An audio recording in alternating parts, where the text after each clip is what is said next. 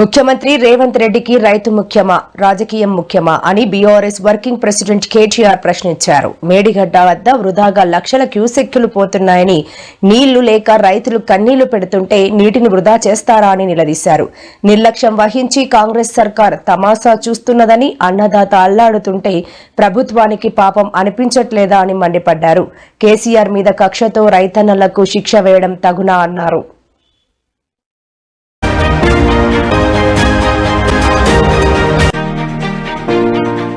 కేసీఆర్ మీద కక్షతో ఇవాళ రైతుకు శిక్ష వేసే ప్రయత్నం చేస్తా ఉన్నారు.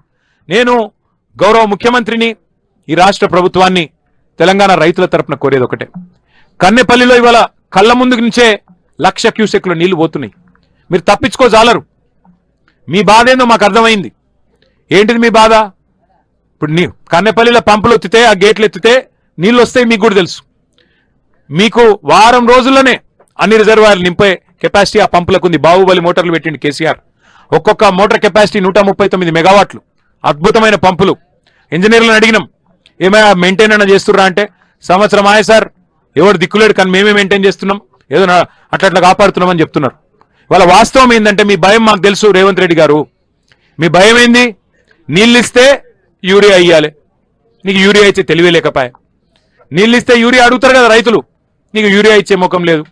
నీళ్ళు ఇస్తే పంట వండుతుంది. పంట వండితే మళ్ళీ నువ్వు పంట కొనాలనే. పంట కొనాలంటే నీకు తెలివి లేదు. సంచులు ఇచ్చే తెలివి లేదు. పంట వండితే మళ్ళీ కరెంట్ ఇవ్వాలి. కరెంట్ ఇచ్చే తెలివి అంతకంటే లేదు. పంట వండితే మద్దతు ధర ఇవ్వాలి. మళ్ళీ రైతుల ఖాతాల్లో పైసలు వేయాలి, అది ఇవ్వాయే. పంట వండితే మళ్ళీ బోనస్ ఏదని అడుగుతాం. నీ భయం ఏంటంటే, రైతులు ఎండినా పర్వాలేదు, తెలంగాణ నాశనమైనా పర్వాలేదు, కానీ ఇట్లనే బదనాం చేసుకుంటా బతకాలి, ఇంకో 2 ఏళ్ళు టైంపాస్ చేయాలి అని నువ్వు అనుకుంటున్నావు. ఎన్డీఏ వీటిని బతుకుని బతుకుదాం అనుకుంటా ఉన్నావు. నేను రేవంత్ రెడ్డి గారికి చెప్తున్నా, నువ్వు ఎన్ని కథలు పడ్డా, వాస్తవం ఏంటంటే నువ్వెన్ని కథలు పడ్డా, కాళేశ్వరం అనేది ఈ రాష్ట్రానికి ఒక వరం.